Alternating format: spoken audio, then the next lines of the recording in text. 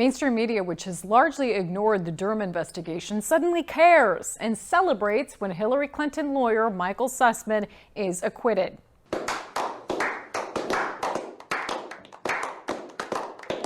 Bringing you what's ignored, sensationalized, unbalanced, misleading, or just plain false. Here's your media malfeasance for the first week of June.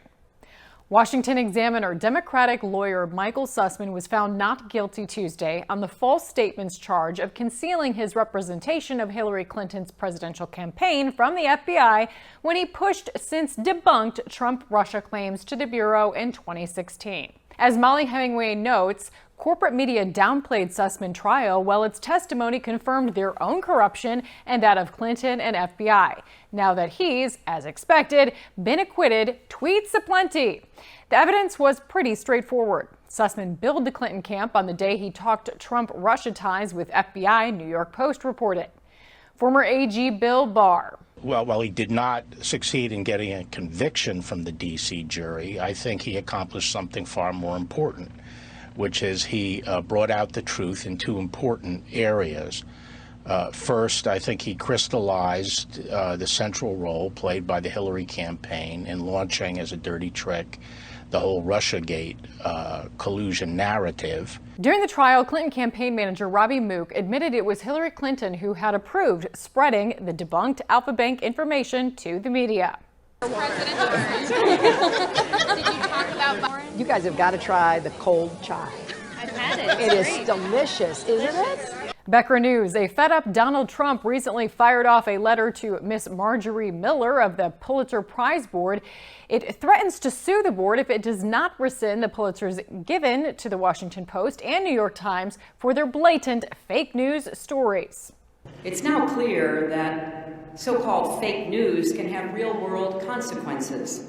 So with all the evidence presented, why the acquittal? As attorney Jonathan Turley had noted, the problem for Durham is the jury and the judge. He's facing a jury that has 3 Clinton donors, an AOC donor, and a woman whose daughter is on the same sports team as Sussman's daughter.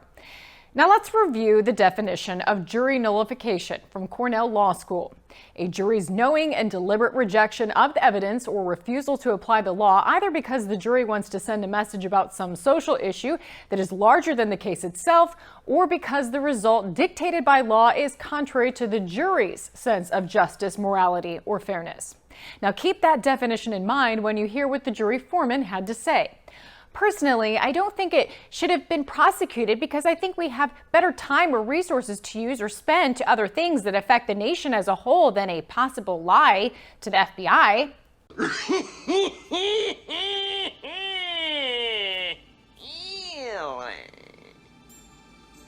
Since the verdict, we've now learned more about deeper connections between defendant Michael Sussman's former law firm, Perkins Coie, and the FBI.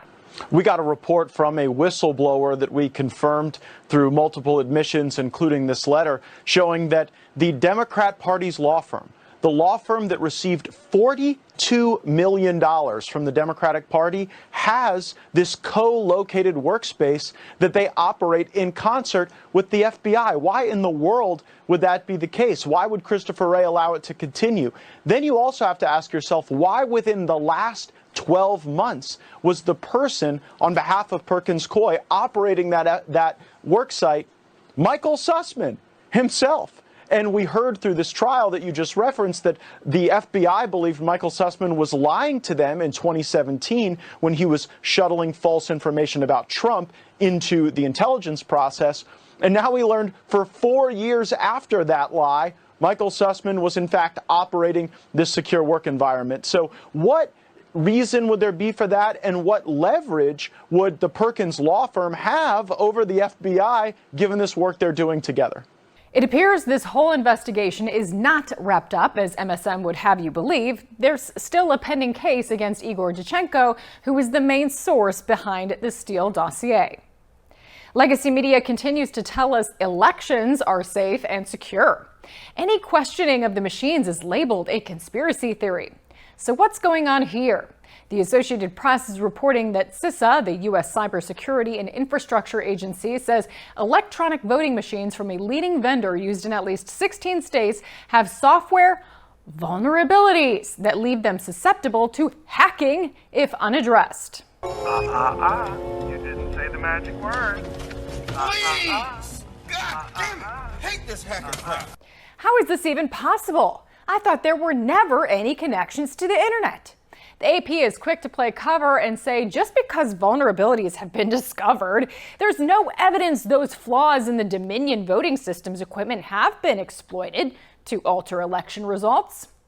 Speaking of the AP, here's two contradictory headlines involving the same writer.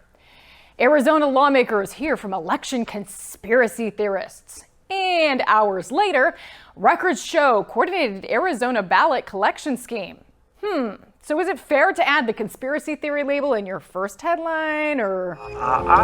You didn't say the magic word. This is just a portion of my report. If you'd like to see the full thing, you can always see my full unmodified reports and interviews on my website, klim.news or freenews.news. Explore the other truth bombs while you're there and support free speech.